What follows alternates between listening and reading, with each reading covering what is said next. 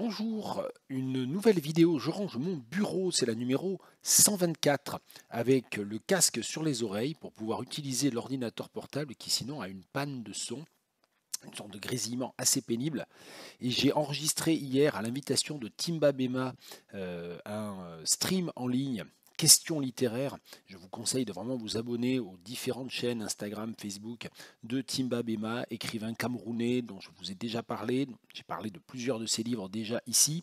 Et là, il m'avait invité très gentiment. On a enregistré ça hier soir en direct, relativement tard, à partir de 21h30.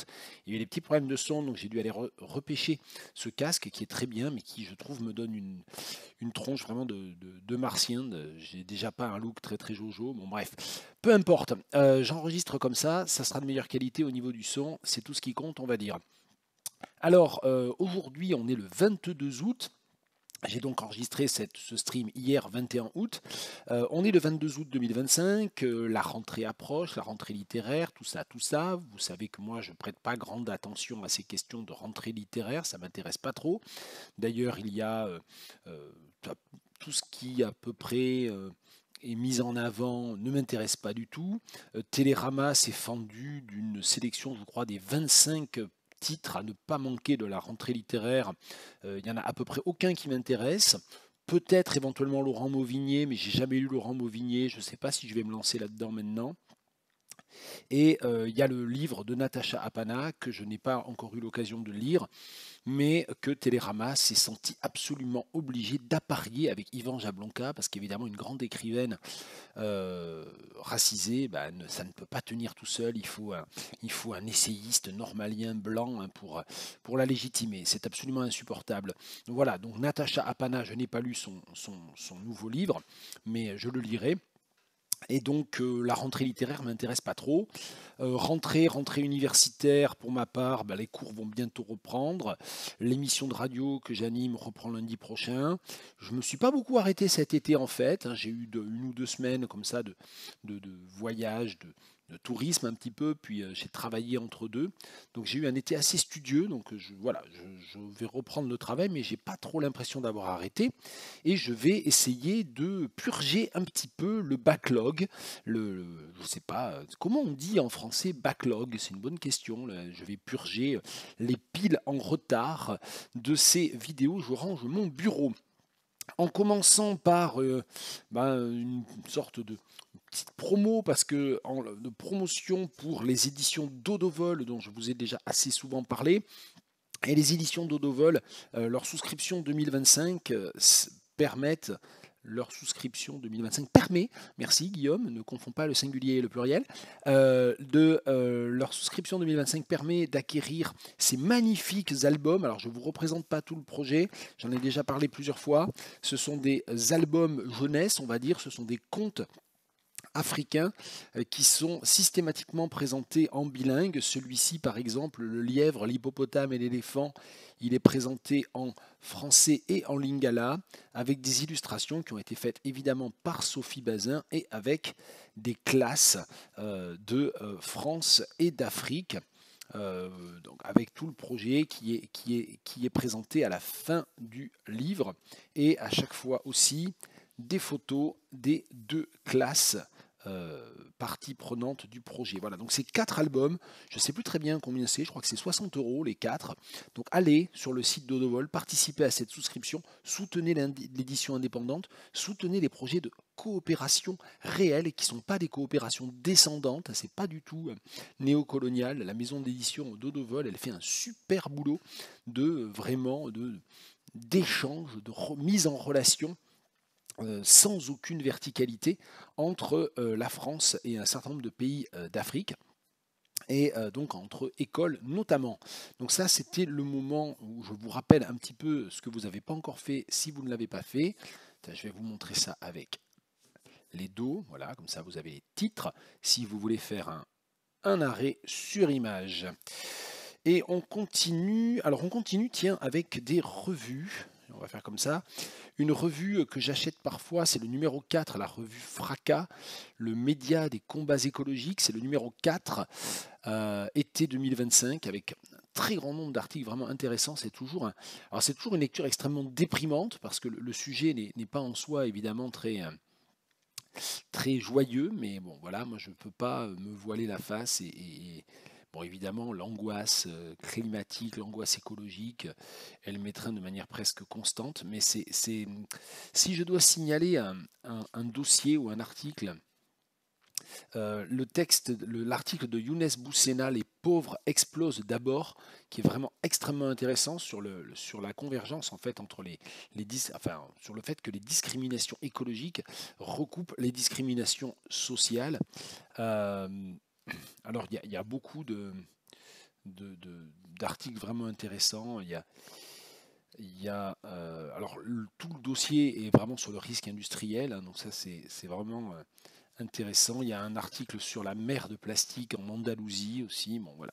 Donc il y a plein il y a plein de textes intéressants. Je n'ai pas trouvé très passionnant le texte sur Marie Shelley, de Philippe Vion-Dury. J'ai trouvé ça un petit peu tiré par les cheveux. Le fait qu'en fait il s'appuie sur le mythe de Frankenstein pour essayer de penser l'écologie du XXIe siècle. J'ai pas trouvé ça très convaincant, cette lecture un peu de Frankenstein comme une lecture de l'Anthropocène. Bon, je trouve ça très forcé en fait. Bon. Euh, mais bon, pourquoi pas après tout. Et puis il y a un entretien aussi avec Rose Lamy pour son livre qui vient de paraître, dont on parle beaucoup, Ascendant Beauf. L'entretien est intéressant. Je ne suis pas sûr voilà, d'adhérer entièrement à l'ensemble de ses conclusions. Je ne suis pas sûr que l'articulation en fait, rhétorique et sociologique soit entièrement convaincante, mais j'ai pas lu le livre, donc je ne me permettrai pas d'en dire plus. Voilà, la revue Fracas, numéro 4, dans toutes les bonnes librairies. Et puis des livres euh, encombrants, des livres lourds qui sont sur notre table de salon depuis déjà plusieurs, allez, 2 ou 3 mois, depuis qu'on a visité les expositions. J'avoue que j'arrive pas à me rappeler, je crois qu'on a dû voir l'exposition Paris Noir fin mai, il me semble, et donc on a acheté le catalogue. Euh, je crois d'ailleurs qu'on a acheté le catalogue après pour pas avoir à se le trimballer dans le train, faire vivre les librairies locales. Euh, et donc l'exposition Paris Noir, je ne sais plus si elle est terminée ou pas. Normalement, ça devrait être marqué quelque part par là. C'est une exposition à Beaubourg, hein, le sous-titre, c'est Circulations artistiques et lutte anticoloniale. Voilà, et ça s'est terminé le 30 juin 2025, donc il est trop tard pour vous dire d'y aller. Mais c'était extrêmement riche, ça partait un peu dans tous les sens. Il y avait quand même une surreprésentation des artistes afro-américains et des artistes haïtiens. J'ai trouvé qu'en fait, même d'ailleurs par rapport à la réalité en fait de la présence d'artistes noirs émigrés ou d'une diaspora noire. Mais ce que j'ai trouvé très intéressant, c'est la manière dont ça mettait en avant en fait des circulations entre antillais et africains ou entre afro-américains et africains à Paris même. Et ça, c'est vraiment très chouette. Alors comme souvent dans ce type de catalogue, il y a beaucoup de notices biographiques et puis il y a des articles vraiment très intéressants aussi. Euh, il y a un article sur où est-ce que c'est celui-là? Est-ce que c'est celui-là? Oui, c'est celui-là. L'introduction est très bien. Voilà. Que je dise pas de bêtises, je le retrouve pas. Il y a un article où est-ce que c'est? Sur les seuils du surréalisme noir à Paris. Donc ça m'a beaucoup intéressé. J'avais participé au jury de thèse de Magali Renouf qui travaillait sur les surréalismes africains. Donc ça a aussi beaucoup fait de liens. Et d'ailleurs, il y a des œuvres de Ted Jones. Et moi, je ne savais pas que Ted Jones, il était aussi artiste plastique, hein, peintre notamment. Et je le connaissais surtout comme poète. Voilà. Alors après, il y a énormément de découvertes dans ce catalogue. Donc voilà, je ne vous le montre pas, mais vous voyez, je pense un petit peu pendant que je feuillette, qu'il y a aussi évidemment beaucoup de reproductions, c'est normal, hein, c'est un catalogue. Donc voilà, énormément d'artistes un petit peu invisibilisés aussi, qui ont été mis à l'honneur dans cette exposition Paris Noir, avec ce beau catalogue. Et je vais m'interrompre car j'ai eu une notification qui n'a aucune importance, donc je poursuis avec le catalogue d'une autre exposition qu'on a vue le même jour ou pas. J'avoue, j'ai un petit trou, pas très bien. Il me semble que c'est le même jour quand même, oui, qu'on a vu l'exposition Artemisia Gentileschi Musée Jacques Marandré, je vais y arriver. Exposition qu'on attendait depuis assez longtemps. On était très content de pouvoir y aller. Et c'est effectivement une exposition très riche qui permet de vraiment mettre en lumière, en regard, les œuvres d'Artemisia Gentileschi avec toute son époque, avec évidemment les œuvres de son père, le fait qu'elle a démarré évidemment comme peintresse d'atelier, peintre ou peintresse d'atelier. Moi, je suis pour le terme peintresse. Je salue amicalement Karine Chichereau, qui fait la grande traductrice Karine Chichereau, qui écrit aussi de nombreux billets pour essayer de désinvisibiliser, de réhabiliter des femmes peintres et qui milite pour le terme peintresse qui peut paraître peut-être un peu étrange comme ça parce qu'on n'y est pas habitué, mais on disait ça d'Autrice il y a 10 ans et Autrice est complètement attesté. On le dit depuis 4 siècles et maintenant à nouveau c'est relativement évident. Bref, donc c'est une très belle exposition sur Artemisia Gentileschi. On voit vraiment un gros panel de son travail, vraiment très bien exposé, très bien mis en lumière, avec beaucoup d'explications intéressantes. Les cartouches sont bien. Alors ça, c'est le grand avantage des cartouches dans l'histoire de l'art, quand ça n'est pas de l'art ultra contemporain, c'est que c'est généralement moins bullshit que les cartouches d'art contemporain. Attention, ça n'est pas une take totalement réactionnaire, un petit peu réactionnaire quand même, peut-être, mais vraiment mise à l'épreuve d'une trentaine d'années maintenant de visite. Moi, il y a des choses que j'adore en art contemporain. On va voir énormément d'art contemporain. D'ailleurs, si vous regardez régulièrement cette chaîne vidéo, vous savez que dans les vidéos Je range mon bureau, je parle énormément de littérature contemporaine et même ultra contemporaine. Bon, évidemment, ça n'aurait aucun sens pour moi de ne pas avoir cette même curiosité vis-à-vis des productions artistiques, des arts graphiques, hein, sculpture, peinture, et installation, au niveau ultra contemporain. Mais, il y a un certain nombre d'œuvres qui sont soit que l'on fait mousser, où on essaie de faire prendre la mayonnaise avec des cartouches qui font des phrases alambiquées à n'en plus finir, ou alors parfois des œuvres tout à fait intéressantes, qu'on peut tout à fait belles, que l'on peut apprécier, que l'on peut essayer de comprendre, que l'on peut essayer de ne pas comprendre, que l'on peut aimer, et qui sont complètement ruinées par des cartouches à la fois verbeux, alambiqués et complètement conventionnels. C'est-à-dire, on se rend compte que la plupart des personnes qui écrivent des cartouches d'art contemporain tournent sur 8 formules et une quinzaine d'adjectifs. Enfin, c'est vraiment tragique.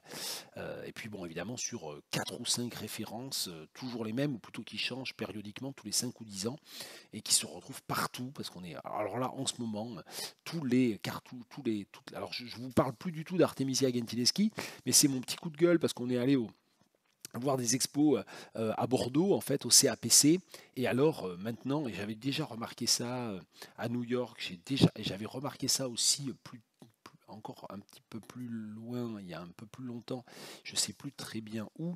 Maintenant, c'est Audrey Lorde, quoi. Maintenant, c'est Audrey Lorde et Bell Hooks. Ça y est, les Européens, les, les pontes de l'histoire de l'art, pour l'immense majorité d'entre eux d'ailleurs et d'entre elles, totalement blancs, blanches, etc., ont découvert Bell Hooks et Audrey Lorde comme ils avaient découvert Toni Morrison il y a 20 ans, et nous, barbouille du Audrey Lorde mal compris et du Bell Hooks pas lu, à toutes les sauces, et donc c'est extrêmement agaçant. Voilà. Et, évidemment, quand je dis ça, ça n'est pas du tout une critique du fait de citer ou de lire ou de traduire Audrey Lorde et Bell Hooks. Bon, c'était It's a rant, c'était un coup de gueule, je sais pas comment on dit, j'arrête pas d'employer du franglais aujourd'hui, je sais pas très bien comment m'en sortir.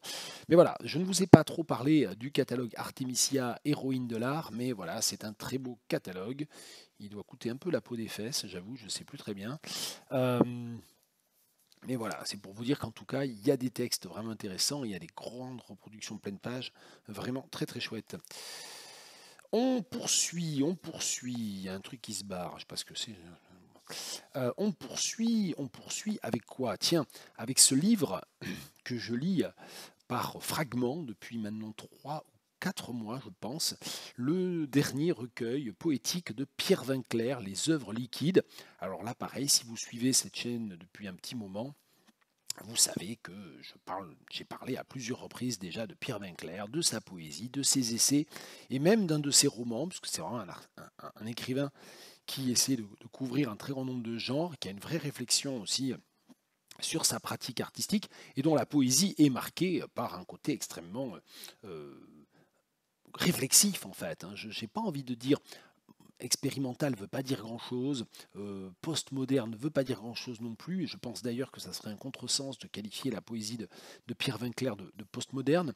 Réflexif me paraît être le meilleur mot, à savoir que, notamment ici dans les œuvres liquides, pour chacune des séquences ou chacun des ensembles de poèmes, il y a l'invention d'une forme, la recherche d'une forme, qui d'ailleurs n'est pas toujours évidente, c'est-à-dire même pour des personnes habitués à lire beaucoup de poésie et de poésie formelle, c'est un grand plaisir pour moi justement de lire Pierre Vinclair parce que je découvre la forme qu'il a cherché à inventer en cours de lecture. C'est pas évident, c'est pas tout de suite, c'est pas un sonnet, voilà, c'est pas une ballade, c'est des genres et des structures poétiques qu'il élabore ou qu'il échafaude à chaque fois et qui sont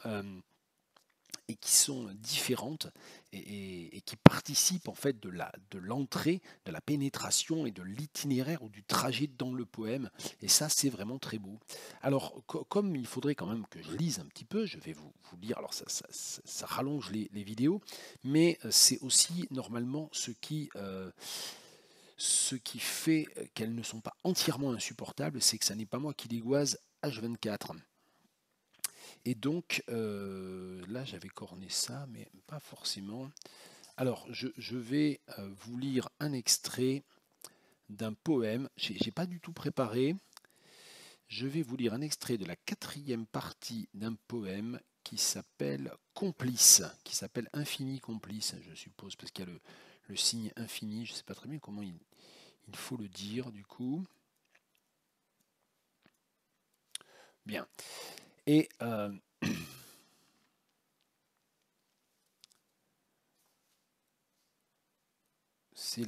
attendez que je ne dise pas de bêtises, c'est la 4e partie, voilà, c'est ça. Martin, débusquant un 8 horizontal dans le reflet impermanent d'une architecture en béton, à la jonction des eaux froides de la pensée critique et chaude comme l'amitié d'un poème adressé, Martin conduit plusieurs mobiles simultanément, je suis parfois son passager, vers les paysages divers de plusieurs langues, pour forcer l'infini aux lèvres de l'esperluette. Et donc là, évidemment, il joue sur le passage du 8 horizontal, qui est le signe de l'infini, vers l'esperluette, avec ce personnage qui est au centre et qui fait, en quelque sorte, qui crée en fait le point central de transition des deux premiers quatrains, en quelque sorte, vers le 6-1. Et c'est pas un sonnet, c'est en 14 vers, mais c'est pas un sonnet. Et ça, c'est très beau, c'est dans une manière assez habituelle chez lui. Et alors, j'aurais voulu, mais j'ai pas du tout revérifié, lire un extrait d'un poème que j'ai énormément aimé, justement par rapport à ce que je disais de la forme, de la recherche de la forme. Bon, c'est un autre que je vais vous lire et qui est extrait de L'amour du Rhône, au début du recueil, page 58. Derrière l'épicéa qu'éreinte le gang des étourneaux, les graviers ciblent la peau liftée du vieux ciment, d'infimes grésillements. Les nuages froncent l'œil vert aux longs sourcils blancs de roseau de la nappe phréatique aménagée en scène d'un drame. Les grenouilles, silencieuses. L'eau a mis cuisse. Moi, je lis cuisse, mais on a 2 fois le signe oméga, donc ça joue sur les grenouilles Aristophane, d'où le drame. Bon, je fais pas un commentaire, je lis. Les grenouilles, silencieuses. L'eau a mis cuisse. Observe les petits bipèdes peau pétrole à verbe prédateur qui s'approchent d'elle et soudain plongent, disparaissant sous le signifiant. Et je n'ai pas.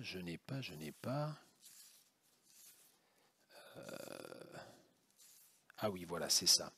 C'est le poème qui s'intitule Zouzou et qui est constitué, alors je suis obligé d'improviser, j'ai trouvé ça très très chouette, qui est constitué de 1, 2, 3, 4, 5, 6, 7, 8, 9, 10, 11, voilà. 11, non 12, pardon, 12 parties, et 12 parties constituées de tercets avec un élément incrémentiel. C'est-à-dire qu'en fait, la première partie est constituée d'un seul tercet, la deuxième de 2 tercets, la troisième de 3 tercets, et ça se termine avec une page extrêmement chargée de 12 tercets, c'est là, c'est cette page-là. Et, euh, et en fait, voilà, c'est un très bon exemple de ce que je disais sur l'invention d'une forme, l'élaboration d'une forme, et sur le fait que la lecture entre certes dans une langue, entre dans un univers représenté, visuel, audible, etc., mais aussi dans une forme. Et donc, ça commence par un jour devenus adultes, nous comprenant qui change et n'a plus de force en réserve pour se regarder changer. Et nos enfants ne se souviendront guère que d'un long tunnel rouge. Et ça continue, avec 2 tercets, puis 3 tercets. Et donc quand on feuillette, on voit le poème qui fonctionne par accumulation, en quelque sorte. Les poèmes sont de plus en plus longs, les poèmes constituant le poème sont de plus en plus longs, jusqu'à bien sûr cette dernière page. La nourrice est là, la nourrice est la nuit qui vient border Zouzou quand le soleil se couche. Il est temps de rentrer chacun chez soi. S'agit-il d'échapper ou de rejoindre les créatures rêvées qui feront leur apparition? C'est le moment, je veux donner l'idée d'un rat, je le pose ici, poil hérissé, un rat d'égout bien dégoûtant. Il rampe avec agilité dans un minuscule tube.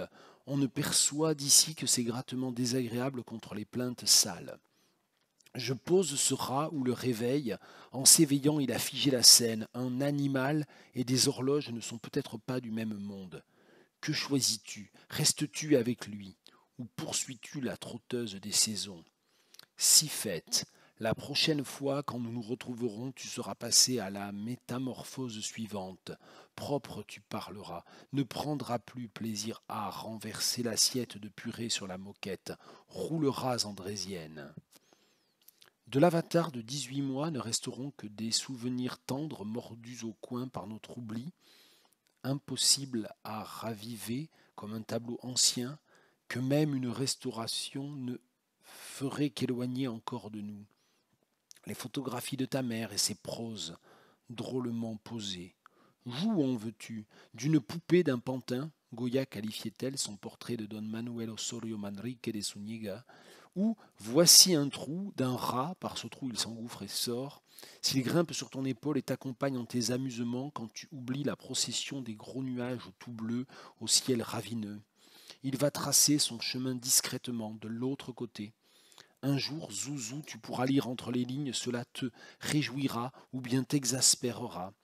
Regarde derrière cette grille, entre les chardons, les orties, il y a, disons, un lieu. Dedans, l'enfant de 18 mois, chétif comme un marmot. Paria dont seul un œil bien entraîné découvrira la grâce, couverte sous la patine du temps. Qui est-ce? C'est toi ou moi qui jouons avec le rat. Nous nous sommes rejoints fraternellement. Explorons donc ce tiers-terrain par des à-coups sans savoir rien, sinon que nous ne serons jamais ceux qui, fixés, n'aiment des choses que leur superficielle noirceur. Et donc voilà quelques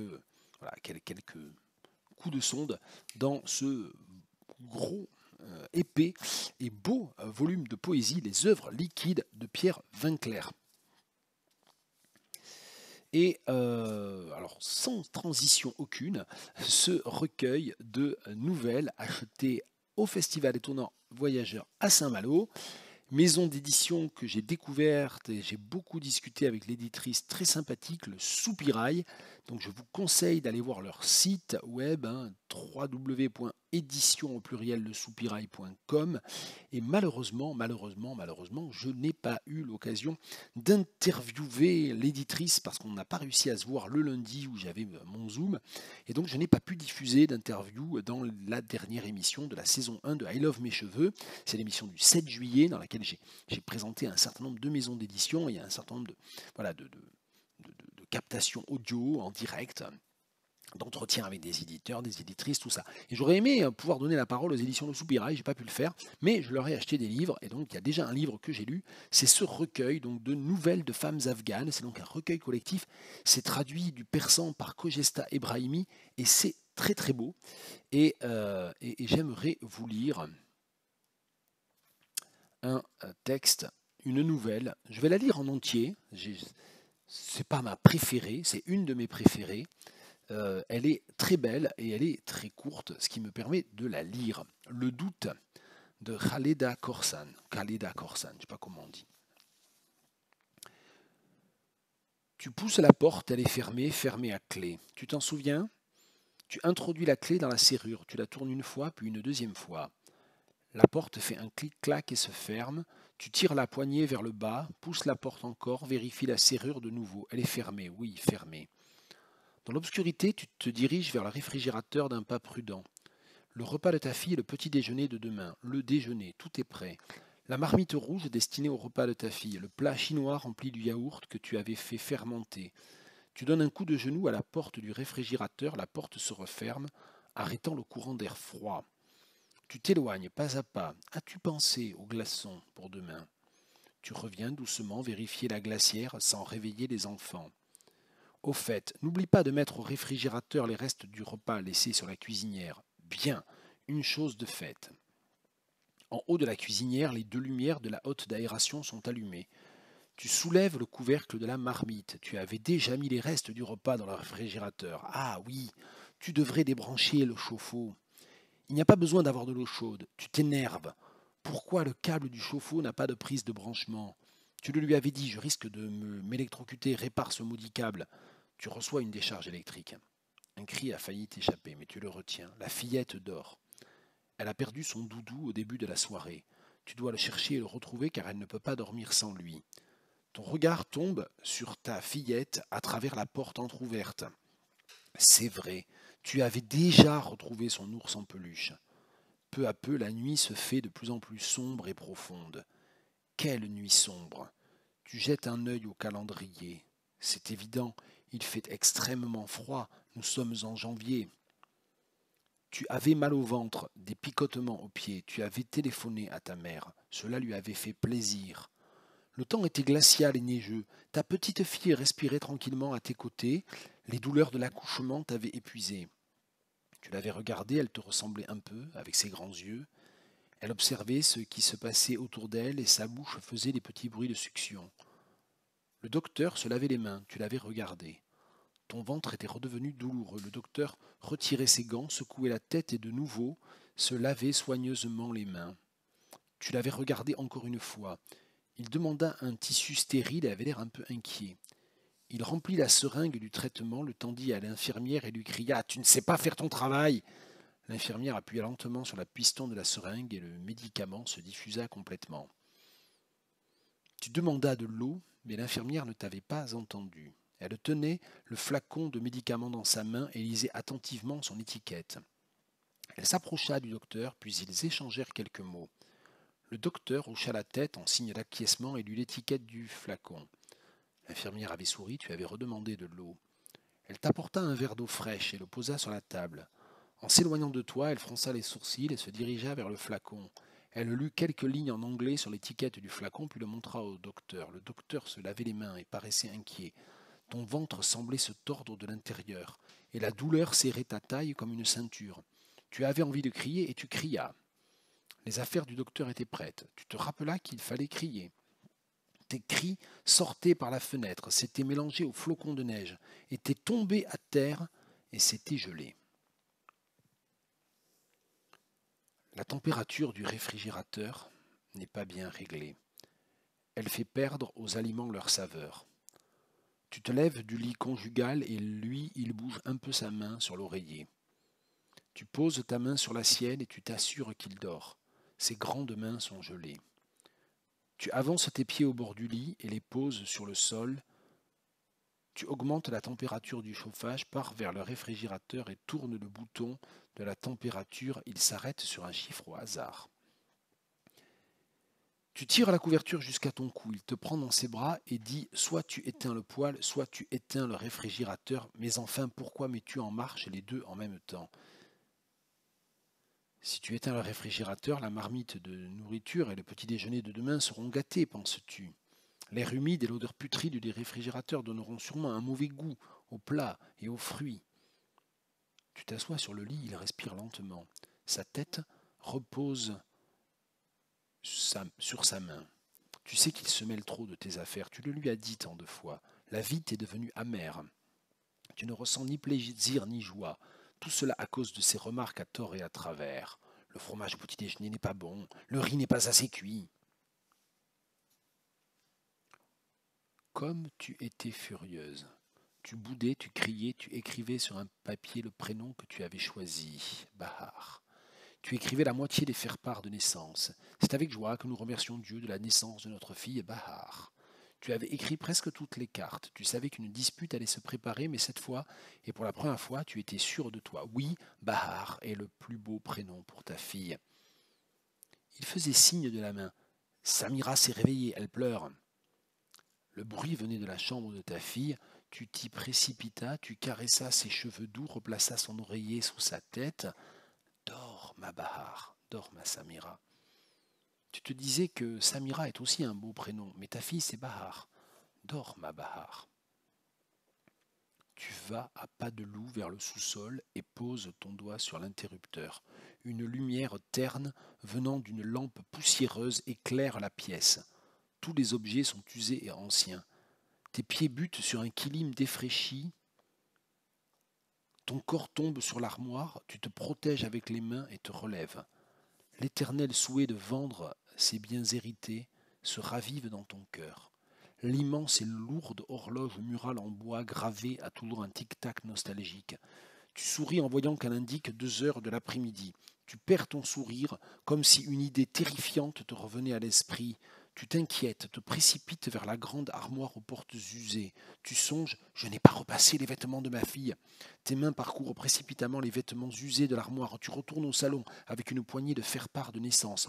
Tu les observes sous la lumière éclatante du salon. Oui, c'est bien ton écriture, c'est avec joie que nous remercions Dieu de la naissance de notre fille. Tu te diriges vers le cartable de ta fille. Ta fille ronfle doucement et s'est enroulée dans sa couverture. Sa chambre te paraît glaciale. Tu augmentes davantage la température du chauffage, tu prends délicatement un crayon dans son cartable et retournes dans le salon. Quelque chose te déchire le cœur à l'intérieur. Tu as l'impression d'avoir un peu la nausée. Tu regardes les cartes, les vérifies une par une. Bahar n'est pas écrit. Tu prends ton courage à 2 mains et tu écris Bahar sur la première carte, la deuxième, la troisième. Le crissement des voitures et la douce lumière du soleil matinal te ramènent à la réalité. Tu dois préparer le petit déjeuner. Tu écris la dernière carte et comme si tu avais réussi quelque chose d'important, tu ouvres les bras vers le soleil et respires profondément. De grandes mains t'enlacent la taille. Le petit déjeuner est prêt et tu penses que tu dois sourire à quelqu'un d'aussi médiocre que lui. Le doute, nouvelle lue intégralement de Khaleda Khorsand dans cette très belle anthologie, enfin ce recueil collectif qui rassemble les textes de 12 autrices afghanes contemporaines traduits par Khogesta Ebrahimi et c'est paru aux éditions du Soupirail, j'ai pas dit quand d'ailleurs, en 2019. Voilà. Et le texte original était de 2013. Tiens, un livre que j'avais dans les livres achetés, que je devais lire, etc., depuis un petit moment, parce que beaucoup de gens autour de moi parlaient de Jon Kalman Stephenson, donc j'avais voulu en lire, j'étais tombé sur celui-là d'occasion, je crois, et j'ai trouvé ça un peu long, j'ai trouvé ça très malin, très, très, très fort, avec quelques très beaux passages. Je pense que l'histoire va pas énormément me rester à l'esprit, j'ai lu ça il y a deux mois, quelque chose comme ça. Et en fait, bon, tous ces allers-retours, ces complexités familiales, ces violences intrafamiliales entre l'Islande, la Norvège principalement, cette figure de femme à la fois extrêmement forte et puis un petit peu fuyante comme ça. Voilà, je suis pas sûr d'y avoir entièrement trouvé mon compte. Je l'ai lu en entier, alors que c'est un gros livre, quand même, un gros roman. Mais voilà, c'était bien de l'avoir lu. Je vais peut-être. Alors, il y a beaucoup de références à la littérature islandaise, et donc ça, et ça, c'est toujours un petit peu intriguant, moi, je trouve, quand on lit des livres qui parlent beaucoup de littérature et d'écrivains ou de livres qu'on n'a pas lus ou qu'on ne pourrait pas lire, parce qu'en fait, ils sont même pas traduits. Et donc, allez, je vais vous lire cet extrait-là, qui est peut-être un petit peu méta, étant donné que, bah, voilà, vous allez voir, c'est un peu je range mon bureau aussi, hein. Au royaume de la mort, chacun est anonyme. Je n'ai pas dit, c'est traduit de l'islandais par Éric Bourri, bien entendu. J'ai fait un tour dans les librairies de Reykjavik avant de venir ici. Le jour où j'ai quitté le monde et... Non, non, n'importe quoi, je n'ai absolument pas quitté le monde. C'est une formulation un peu trop dramatique. Je ne suis qu'à une petite demi-heure de route de la ville. Mais les champs de lave, l'océan, les maisons éparses et l'immensité du ciel vous donnent l'impression d'être, d'une certaine manière, en dehors du monde. Enfin bref, j'ai fait un tour dans les librairies de Reykjavik. Je n'y ai pas trouvé les recueils de poèmes de Hannes Pétursson, au moment où je me préparais à mon exil ou disons à ce séjour ici, quel que soit le nom qu'on lui donne. Évidemment, je possède tous ces recueils, mais ma bibliothèque, qui compte quelques milliers de livres, est presque entièrement rangée dans des cartons où elle m'attend depuis bientôt un an. Des cartons, il en faut beaucoup pour abriter un tel nombre de livres. Ils remplissent presque entièrement la petite remise que j'ai louée pour y stocker ce qui m'appartient. Et ce n'est pas une mince affaire que d'y chercher des ouvrages précis. J'y ai renoncé au bout de 2 heures. Mais j'ai éprouvé un sentiment particulier en fouillant ces caisses. Certains livres en sortaient comme de vieilles connaissances qu'on a accumulées au fil des ans, des amis avec qui on aimerait s'asseoir et passer un moment. D'autres apparaissaient comme autant d'inconnus qui ne m'attiraient que peu ou même pas du tout. Je suppose qu'on devrait uniquement posséder les livres qui nous parlent intimement, ceux qui nous concernent vraiment. Je cherchais surtout le recueil Inland, Territoires intérieurs, publié en 1969. Il contient des vers qui m'ont accompagné des jours et des jours, des vers où il est question de routes qui se perdent, de mots qui se figent et d'étoiles mourantes. J'ai renoncé à rechercher les œuvres de Hannes dans la remise et je ne les ai pas non plus trouvées dans les librairies. J'aurais dû m'en douter. Les recueils de poésie sont devenus une denrée rarissime. En revanche, ces boutiques proposent un très bel assortiment de macareux moines en peluche, et sur la grande table installée au meilleur endroit sont exposés les ouvrages les plus en vogue, ceux qui s'adressent le plus puissamment et le plus clairement à nous, les romans policiers, les livres de cuisine, des livres qui vous aident à trouver le sommeil, à avoir une vie sexuelle plus épanouie, 50 manières de ne pas grossir en mangeant tout ce dont vous avez envie, et pour finir, des pavés issus de la série des 1001 chefs-d'œuvre, ces 1001 que vous devez lire avant de mourir. Avant de mourir. Êtes-vous censé ne lire que cela? Et pourquoi ces livres-là vous permettront-ils d'apostropher la mort? Vous donneront-ils quelque longueur d'avance au sein de l'éternité? La littérature devrait-elle donc avant tout nous préparer à mourir, plutôt que nous aider à vivre? Asta de Jon Kalman Stephenson, très bien traduit par Éric Bourri. Et ça date de 2018. Et l'édition folio de je ne sais pas quand, mais c'est pas grave. Alors là, il y a des livres que j'ai l'impression d'avoir déjà parlé, mais bon, c'est pas grave. Un recueil de nouvelles de Joseph O'Connor, Where Have You Been? Et en fait, c'est, si on veut être entièrement cohérent, c'est 7 nouvelles et une novella, c'est-à-dire un bref roman, qui s'intitule Where Have You Been? Et que j'ai lu aussi, et d'ailleurs c'est un extrait de cette novella que je vais vous lire. Je vous raconte pas l'histoire, je vous parle pas vraiment. Joseph O'Connor, j'ai lu 2 autres livres de lui, et bon, celui-là m'a un petit peu déçu, je sais pas comment le dire. J'ai pas trouvé ça excellent, mais bon. It had been obvious to him for a while now. Je recommence, je me suis trompé. It had been obvious to him for a while that how she dealt with difficult subjects was to avoid them or displaced them by unsubtle attempts at irony. It had not been a problem. If anything, he was glad, but he wondered to himself now, as they headed down to the car park, if he could ever know someone employing such strategies. It seemed to him that she carried experiences not grieved for or even experienced. She was one of those people who would make sandwiches for a parent's funeral, being brave, unselfish, deflecting any question she didn't want, vacuuming around the altar in the church. She was good at redirecting. You barely noticed she was doing it until the subject of your conversation had moved on. And by then, it would be bad manners to try to go back. It was a certain kind of English politeness, undeniably effective, but only if you bought into it yourself. And why tell him now? Was it a milestone she wanted to pass? And why was he analyzing it rather than letting it be passed? Such thoughts were about to disappear like snow off a rope. When they returned to the car park on the edge of the woods, rain was falling and his car was gone. Where Have You Been de Joseph O'Connor, acheté je ne sais où d'occasion, et ça date de 2012. Et c'est probablement traduit en français. Mais voilà, je n'ai pas revérifié. Un livre que j'ai lu il y a un petit moment, je crois peut-être que j'en ai déjà parlé en vidéo. Je sais que j'en ai cité un extrait dans l'émission de radio, dans I Love Mes Cheveux, donc là je finis par tout me confondre. Donc très en bref, Pecknold de Juliette Rousseau, ça raconte un retour à la campagne, ça raconte un retour dans une campagne pas du tout bucolique, une campagne assez triste, assez à la fois industrialisée et abandonnée. Je ne sais plus si c'est aux confins de la Mayenne et de l'île-et-Vilaine, mais enfin c'est dans ce coin-là, dans un coin où on parlait plus qu'on ne parle gallo et donc pas breton.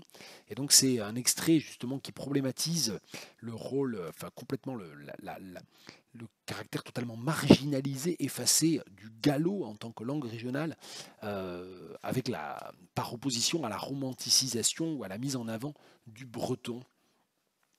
Et donc voilà, donc c'est un des aspects qui m'ont vraiment plu dans ce livre, avec évidemment la manière de raconter la ruralité, le cycle des saisons et la difficulté qu'il y a à se réapproprier la vie dans cette campagne. Je vais vous citer deux extraits qui ne sont pas ceux que j'ai lus dans l'émission de radio. Je suis sûr comme ça de ne pas me répéter, j'espère. Page 70. Les coucous sont arrivés un peu en avance. Dans les fossés tondus au début de l'hiver, ils jaillissent en petites braises. J'ai toujours pensé qu'on les appelait comme ça parce que leur apparition est concomitante du premier chant de l'oiseau éponyme. J'aime profondément l'idée que nos mots balisent des mondes complexes, nouent des liens, saisissent les temporalités auxquelles s'associent des lumières, des humidités particulières. Là où la nomenclature botanique classifie et ordonne ce qui vit, la langue vernaculaire donne plus densément à l'habiter. C'est de celle-ci que je veux continuer à apprendre. Et autre extrait vers la fin, début de la page 112. Ma ruralité n'est pas celle de la subsistance, ni celle plus réelle encore de la production. C'est une ruralité en pointillé, une ruralité de mélancolique, pour qui en a le temps. Mais elle n'est pas que l'expérience individuelle d'une autrice en mal de contemplation. Elle est aussi faite de gestes collectifs et de machines antédiluviennes, rescapées de l'obsolescence et qui surgissent de temps à autre comme des monstres sympathiques lors des fenaisons ou de la récolte des pommes. Un tracteur assez vieux pour faire des petites bottes, une machine qu'on peut encore déplacer pour presser les pommes chez soi. Ma ruralité survit dans les liens de voisinage, la galette une fois l'an, les fêtes au village et les coups de main, un veau égaré, une jument en cavale, un mur à remonter. J'ai grandi dans une famille d'infirmiers à domicile. J'étais la fille de l'infirmier et enfant, quand il n'y avait personne pour me garder, mon père m'emmenait avec lui faire ses tournées. Je faisais la joie des anciens et dans les fermes aux murs chaulés, noircis de fumée, on m'ouvrait les portes des buffets bretons pour m'offrir des petits biscuits mous. Parfois, un scalpel ou une seringue à la main, mon père me lançait « Retourne-toi, Juliette », ou bien alors il disparaissait dans une pièce adjacente après m'avoir demandé de rester à ma place. Bien que son métier consistât principalement à faire des toilettes et des soins simples, il bénéficiait d'une certaine estime car il avait accès à l'intimité des foyers, parfois de façon quotidienne et parfois pendant des années, laquelle était farouchement gardée d'ordinaire. Comme son père avant lui, il a donc passé une grande partie de sa vie à sillonner la campagne. C'était aussi ce que faisaient mon oncle et ma tante, et lors des repas de famille le dimanche, ils et elles s'échangeaient les nouvelles de leurs patients. La conversation déviait parfois sur les médecins, leur pouvoir, et alors c'était la colère qui prenait le dessus. Jour après jour, année après année, leur travail a consisté par le soin à nourrir la géographie relationnelle qui fait un territoire accompagnant le cycle de la vie et de la mort. Les accidents de scooter des jeunes, ceux liés au travail des plus âgés, la vieillesse des anciens. Il y avait de la pauvreté, m'a dit un jour mon père au sujet de sa patientèle, mais ce n'était pas la misère. La misère, c'est nouveau. Alors, j'ai lu deux extraits différents et en fait, ça va m'amener à formuler quelques commentaires. Donc, ce sont des extraits de Pecno, de Juliette Rousseau, chez Cambourakis, je ne l'ai pas dit, paru en 2024, je ne l'ai pas dit. Deux commentaires différents.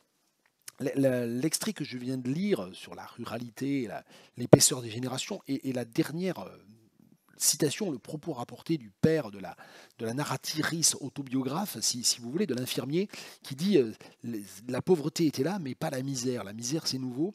Ça me rappelle en fait un témoignage qu'il y a dans un très beau film documentaire. Le nom de la cinéaste m'échappe, c'est Sylvie, je ne sais plus, Sylvie quelque chose, et c'est un DVD qui s'appelle Coursaire et qui parle de la course landaise, de la culture, de cette culture tauromachique très particulière, sans mise à mort, j'insiste vraiment, de la course landaise. Et bon, pendant l'enfance de mes fils, on a eu une grande période course landaise pendant vraiment 7 ou 8 ans. On en a vu beaucoup tous les étés et même parfois en dehors de l'été quand on rentrait dans les Landes, peu importe. Et donc ce documentaire, je l'ai vu plusieurs fois. Il y a un homme qui a été un vieil homme qui était sauteur de course landaise, qui sautait au-dessus des vaches et qui dit ça, qui dit on était pauvres, et donc pour expliquer pourquoi tel ou tel frais n'était pas engagé. Il parlait de la vie chez ses parents quand il était adolescent et jeune homme. Il disait on était pauvre, on n'était pas misérable, mais on était pauvre. Et donc cette distinction entre la pauvreté et la misère, elle est très forte pour les gens du XXe siècle. Et j'ai l'impression un peu qu'elle est en train de s'effacer. En fait, c'est vrai qu'on parle du seuil de pauvreté, enfin, de très grande pauvreté, etc. Mais j'ai l'impression qu'on n'emploie pas ces mots exactement au même niveau aujourd'hui. Enfin, c'est une impression comme ça un peu au débeauté, en improvisant. Et puis improvisation aussi, avec un petit clin d'œil, et là c'est l'autre extrait que j'ai cité, celui sur les coucous. Vous savez, ce texte dans lequel elle dit, vous pouvez revenir là, hein, si vous avez déjà oublié, ce texte dans lequel elle dit que les coucous sont arrivés un peu en avance. J'ai toujours pensé qu'on les appelait comme ça parce que leur apparition est concomitante du premier chant de l'oiseau éponyme. En le lisant, je me suis rendu compte de quelque chose qui avait dû me frapper à la lecture, ou je ne sais pas, parce que j'ai un peu ce réflexe traductologique-là, c'est un peu la déformation professionnelle. C'est là, je me suis dit, mais en fait, comment est-ce qu'on peut traduire ça? Parce que, et c'est là où je vais un petit peu tricher en allant vérifier sur Internet en direct, et euh, vous vous rappelez que j'ai pendant longtemps fait une série de vidéos qui s'appelait les traductions sans filet, qui étaient les traductions improvisées. Et donc, je suis en train de vérifier vite fait sur le Collins ce que ça donne. Bah, le coucou, ouais, c'est ce qui me semblait. Le coucou, l'oiseau, c'est bien cuckoo, mais le coucou, la fleur, c'est cowslip ou wild daffodil. Moi, je connaissais cowslip, qui d'ailleurs signifie littéralement glissade de vache. Et du coup, ça pose la question de ce texte-là, c'est-à-dire que cette page-là du livre de Juliette Rousseau repose entièrement sur ce qu'elle appelle l'éponymie, avec une erreur d'ailleurs à mon avis, mais bon, peu importe, l'homonymie entre le coucou, l'oiseau, et le coucou, la fleur. Et elle dit que pour elle, l'homonymie est liée à la concomitance, c'est-à-dire à la contiguïté temporelle, l'apparition de cette fleur et puis les premiers chants du coucou au printemps. Évidemment, comment est-ce qu'on traduirait ça? Parce qu'en anglais, si on traduit ça en anglais, et je pense que ça va être ça dans beaucoup d'autres langues aussi, cette homonymie n'existe pas, cette polysémie n'existe pas. Et donc si on dit The cowslips have started sprouting, par exemple, les coucous sont arrivés, Comment est-ce qu'on s'en sort pour dire le premier chant de l'oiseau éponyme? Comment on fait pour dire voilà, donc on serait obligé certainement de conserver le nom français, hein, de cowslip, which is called cuckoo in French. C'est pas un truc comme ça, hein. Voilà, là, on est sur un texte un peu limite quand même en termes de traduction. Voilà, Pecknold de Juliette Rousseau. J'ai un petit peu trop longtemps parlé de ce livre-là, mais c'est pas grave. Alors ça, c'est un livre que j'ai lu il y a longtemps. J'arrêtais pas, je ne sais pas pourquoi, de l'oublier sur la pile. Cabinet des figures de cire, précédé d'images viennoises de Joseph Roth, traduit de l'allemand par Stéphane Penel. Ça aussi, c'est un livre que j'ai acheté d'occasion au Bibliovore il y a déjà un certain temps. Et je n'ai même pas marqué de page, donc je ne peux pas très bien vous choisir un extrait en particulier. Alors, ce sont des chroniques que Joseph Roth écrivait pour la presse, donc ce sont en fait des articles, hein, c'est du journalisme en fait de Joseph Roth. Et j'en ai lu un certain nombre. À un moment donné, je crois que j'avais ce livre-là quand il était dans la voiture quand j'avais comme ça des 5 minutes par-ci, 3 minutes par-là à attendre. J'en lisais 2 ou 3. Et je suis tombé par hasard sur ce texte qui me revient en mémoire. Le voile, eh bien, je vous le lis, il est court. Voilà, maintenant que l'horloge a sonné, nous savons quelle heure il est. Le cadran de l'horloge du clocher de Saint-Étienne est empaqueté. Une feuille de journal, il s'agit manifestement d'un éditorial, recouvre ce cadran sur lequel les chiffres avaient coutume de sautiller si gaiement. Clac! Une minute avait passé, le temps bondit comme un écureuil. Désormais, on ne peut plus voir que l'ennuyeuse aiguille qui accomplit toujours et encore infatigablement le même parcours circulaire. C'est une torture. Le temps ne sautille plus gaiement comme un écureuil, mais se traîne comme un escargot. Oui, oui, c'est passé. Une feuille de journal, il s'agit manifestement d'un éditorial, indique quelle heure il est. Elle est collée trop haut, on ne parvient pas à le lire. Mais je m'imagine ce qui figure sur ce papier. C'est un éditorial publié récemment, lorsque le tramway avait arrêté de fonctionner. Nous savions alors quelle heure il était. Nous n'avons plus besoin de voir le temps à venir. Et d'ailleurs, qu'avons-nous besoin du temps puisque nous avons les journaux? Il n'est pas nécessaire de renouveler les articles tous les jours.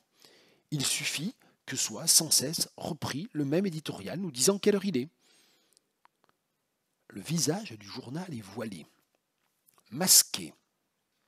Le masque de carnaval de notre époque est une feuille de journal contenant des nouvelles réjouissantes qu'on n'a plus besoin de lire pour les connaître.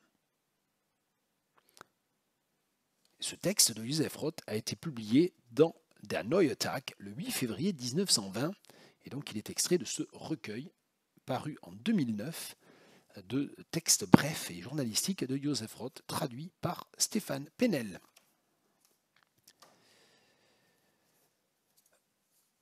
Autre traduction, chez une maison d'édition que j'aime beaucoup, les éditions Do, une des rares éditions indépendantes qui résiste encore, hein, et donc c'est une traduction d'un texte letton, traduit du letton par Nicolas Ozano, Rudolfs Blaumanis, je ne garantis pas la prononciation du nom, voilà, je vous le mets comme ça vous pouvez vraiment voir, il y a tout, il y a le nom du traducteur, à l'ombre de la mort, et c'est un récit très bref qui apparemment fait figure en quelque sorte de classique. Hein.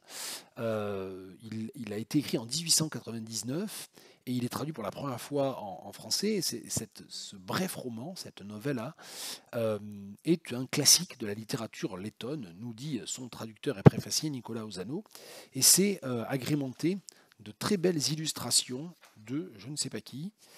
Est-ce que on a cette information-là? Oui, on a le nom d'un certain nombre d'artistes, j'avoue, mais je suis un peu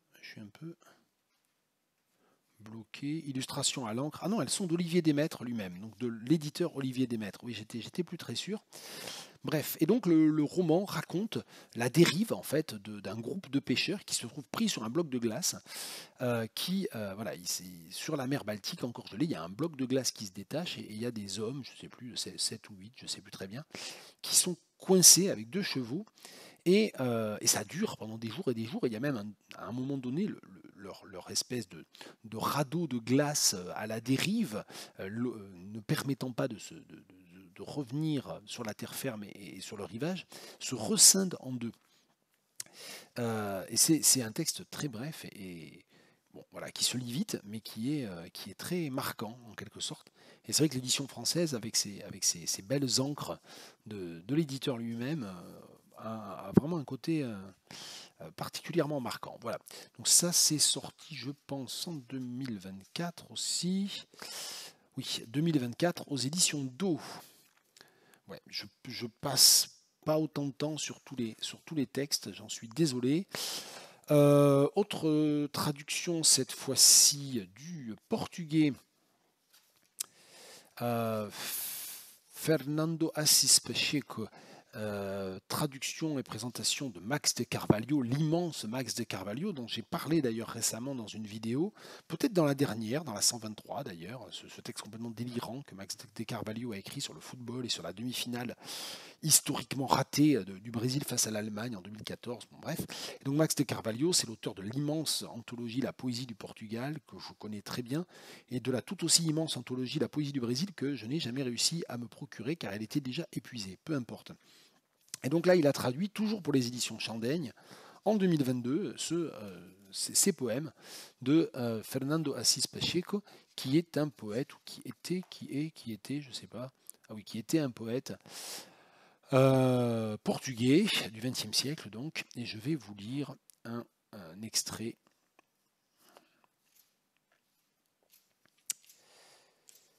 Un poème. Alors je vais vous le lire qu'en français parce que je pourrais faire semblant de parler portugais, mais mon portugais est vraiment mauvais, donc je vais pas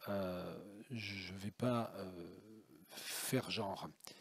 Les chiens, ils étaient fous. Certains d'entre eux étaient fous, à l'arrêt toute une après-midi à côté du barbelé oublié dans la poussière, gémissant lentement. Je sais de source sûre qu'ils étaient fous.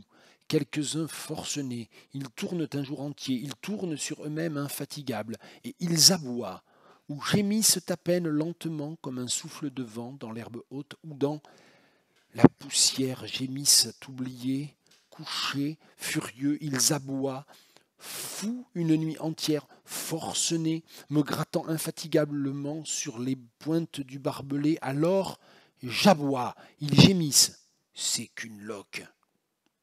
Qu'une merde, la merde de ces chiens couchés, car debout, tu vois, moi je n'en peux plus, j'ai fait mon possible, ils ont fait leur possible pour ne faire que gémir, chiens que nous sommes, 10, 20, appelle-moi Nyassa ou Tage, je venais me coucher là. Et avant tout, il tourne toujours, je tourne et tourne et tourne à la vitesse incroyable de la balle. Ils étaient fous. Les chiens, traduction française Max de Carvalho, du poète portugais Fernando Assis Pacheco. Et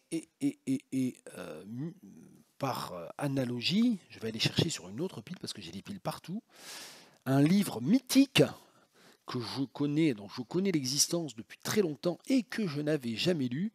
Et bien là encore, le hasard des bouquinistes a bien fait les choses puisque je l'ai trouvé pour 2 € chez un bouquiniste et donc je l'ai acheté en bon état en plus. Pereira prétend d'Antonio Tabucchi, traduit de l'italien par Bernard Comment. Alors j'ai parlé d'analogie ou de comment dire, c'est parce que je venais de vous lire un poème traduit du portugais que j'ai pensé à ça. Alors Tabucchi écrit en italien, mais c'est le plus portugais des Italiens certainement, puisque une grande partie de son œuvre s'inscrit dans la fascination pour le Portugal, et notamment ce livre qui raconte quelques semaines de la vie d'un homme apparemment sans histoire, Pereira, à la veille de la Seconde Guerre mondiale, dans un Portugal de plus en plus tenté par le franquisme, alors appelons ça le franquisme, le fascisme, le totalitarisme, l'autoritarisme, et donc avec des risques grandissants pour les personnes qui aident les communistes, et notamment les communistes portugais ou les communistes espagnols cherchant à se réfugier au Portugal. Et c'est un texte qui a statut de classique parce que de fait sa narration est extrêmement ambivalente, extrêmement charmante, touchante, et parce on met du temps à comprendre pourquoi tout le récit est introduit systématiquement par ces prétend, Pereira prétend-il, prétend qu'il a fait, etc. etc.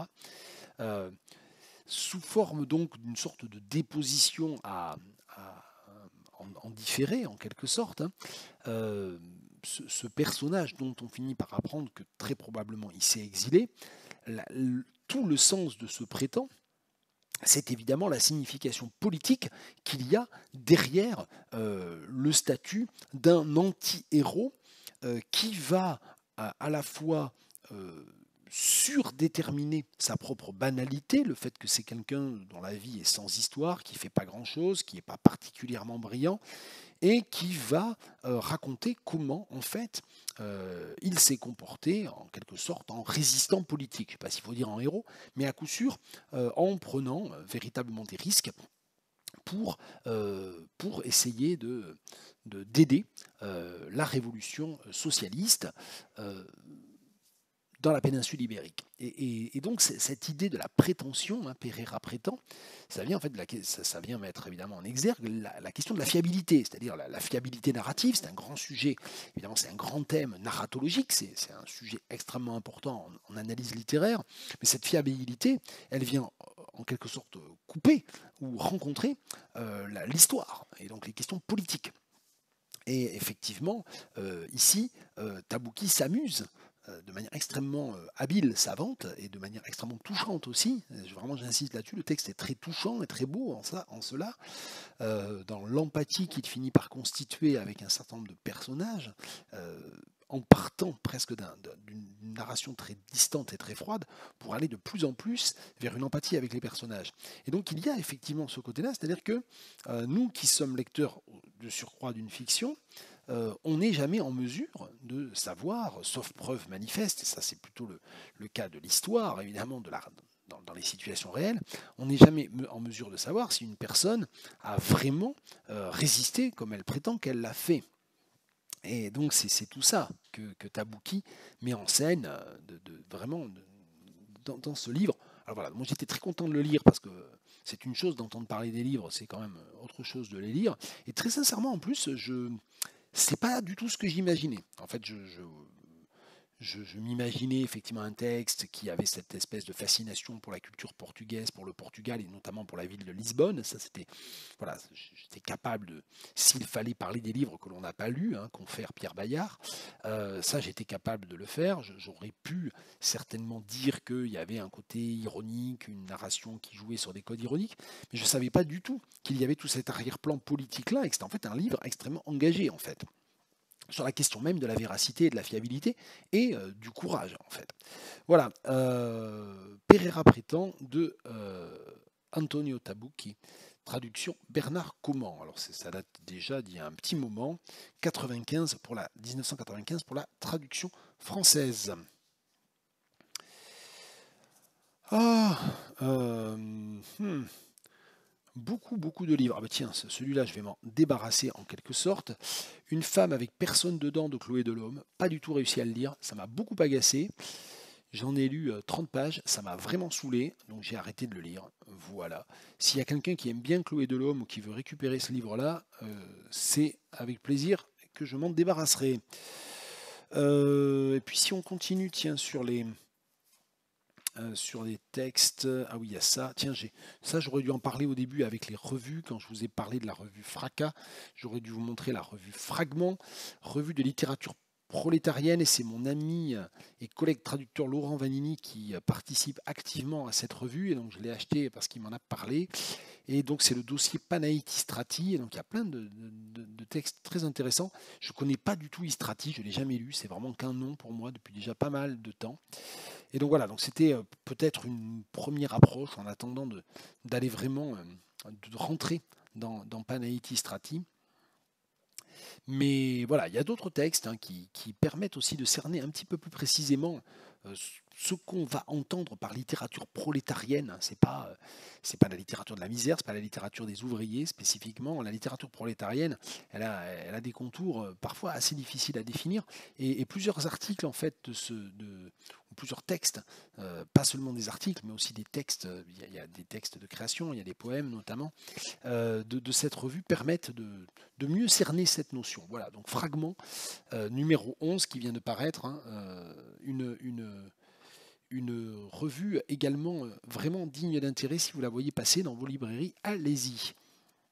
Et donc oui, j'allais, avant de m'interrompre, aussi vous parler de ça. C'est un petit livre, Romantics in the Channel Islands, de Louise Downey. Ça c'est parce qu'on est allé à Jersey, donc j'ai acheté ça.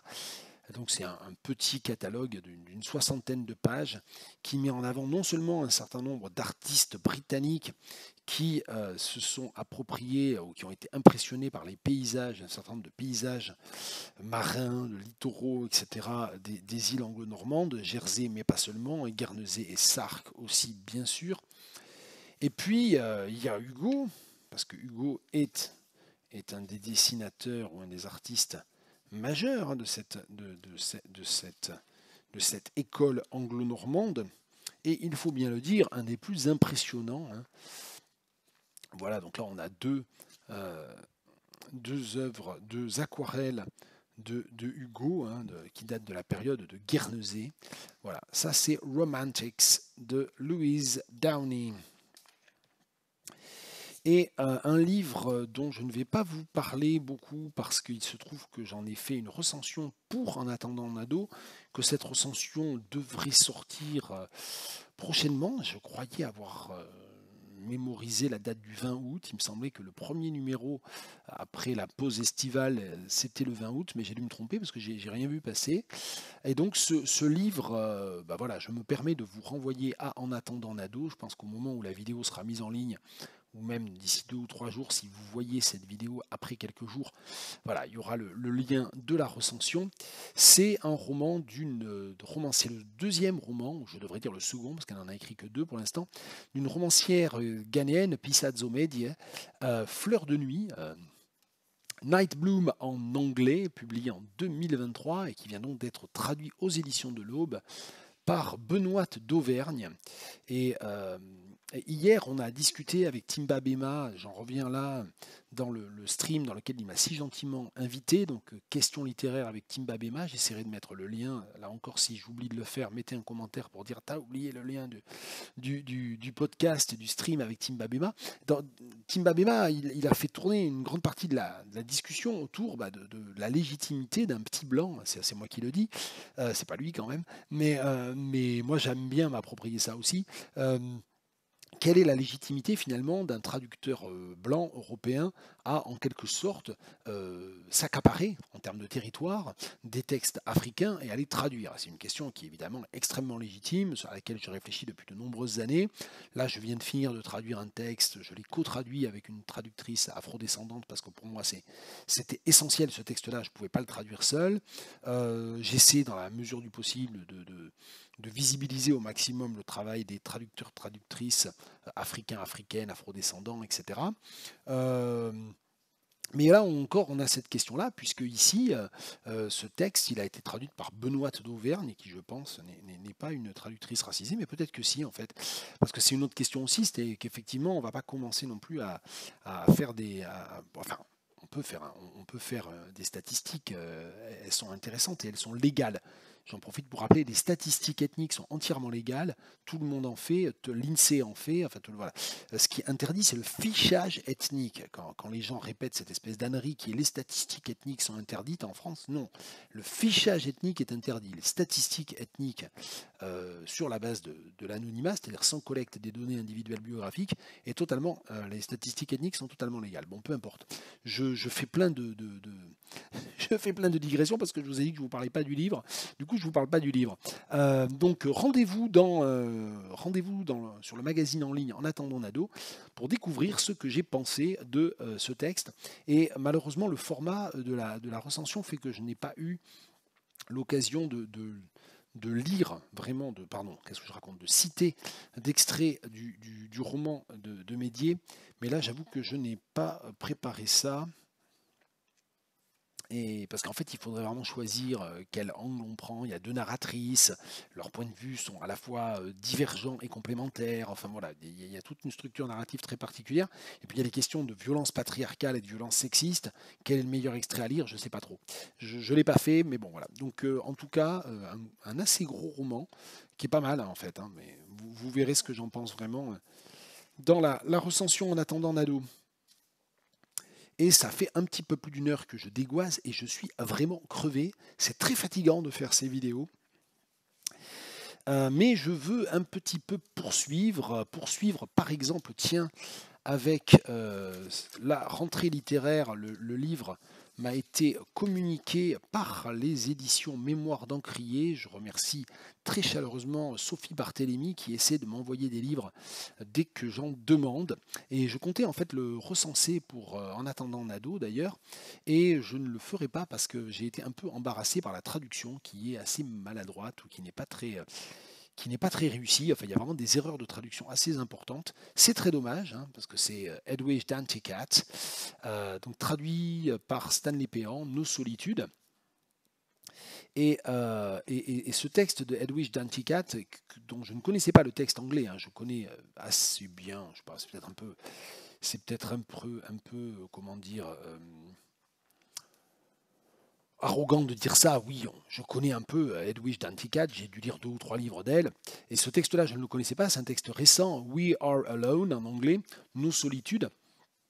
Et en fait, par-delà la traduction elle-même, qui aurait mérité d'être révisée, d'être corrigée, d'être reprise, parce qu'il y a vraiment pas mal d'erreurs, euh, ce texte, il m'a un petit peu laissé sur ma faim de toute façon. Je pense que si je l'avais lu en anglais, il m'aurait laissé sur ma faim aussi, parce que la structure est un peu facile. Je trouve que Edwidge Danticat, sous prétexte de faire une sorte de retour critique, autobiographique sur son identité familiale, personnelle, nationale, etc., moi j'ai le sentiment qu'elle a un petit peu refourgué, hein, le mot est un peu désagréable, mais bon, voilà, c'est le premier qui me vient à l'esprit.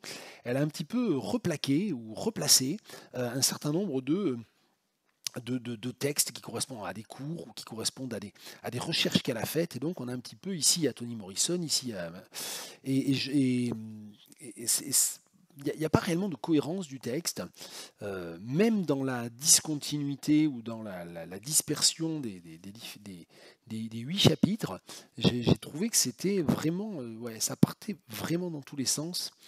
Euh, et le texte prétend à une homogénéité, en fait, si on lit les premières pages, qui n'est pas du tout là, en fait. Donc, bon, j'étais un petit peu frustré aussi par ça. Bon, peu importe. Nos solitudes d'Edwidge Danticat, We're Alone, traduction donc chez Mémoire d'Encrier. Et puis, ça, c'est les hasards de la vidéo. Tiens, je vais terminer là-dessus. Alors, oui, il y a encore 6 livres sur la pile, et en plus, j'en ai oublié un énorme pavé que j'ai lu là, la semaine dernière, enfin, que j'ai mis presque 2 semaines à lire. A Brief History of Seven Killings, un grand classique, prix Booker et compagnie, de Marlon James, écrivain jamaïcain.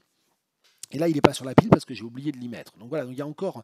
Je vais mettre bientôt fin à cette vidéo.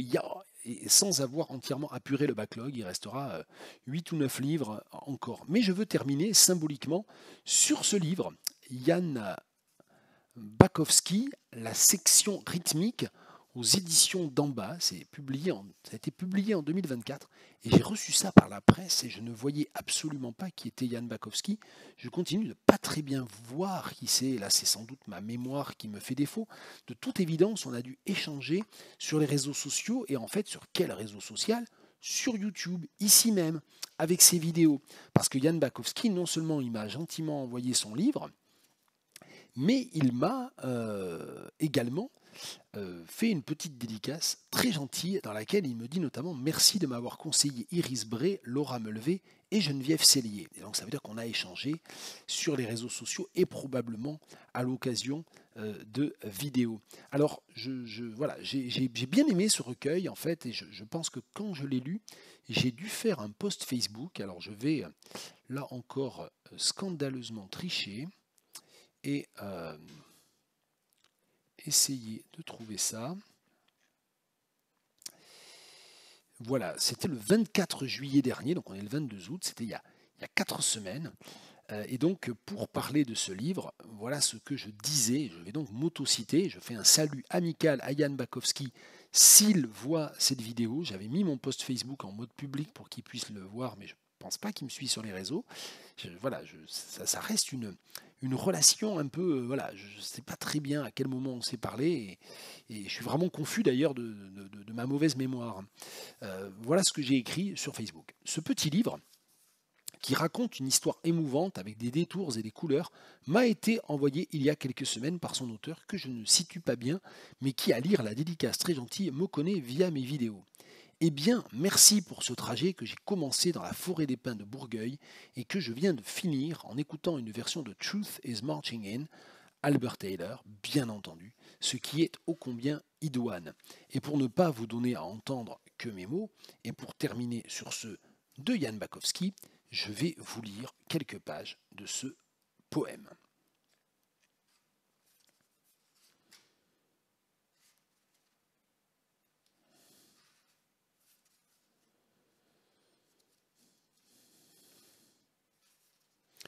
Nous descendons la rue dans le vent, dans le mouvement du ciel, dans la joie du mouvement. Le mouvement s'arrête. Son regard est une loupe, elle m'agrandit les détails. Les autres circulent sans rien voir, sans s'arrêter. Une constellation de flammes dans la lumière bleue. Les couleurs donnent du contraste, du relief, au paysage du refuge, au paysage des corps, des reliefs de flammes et de bleu. La fumée des cigarettes reflète les lumières, souligne le contour des corps, le contour des rencontres, le mouvement des contours.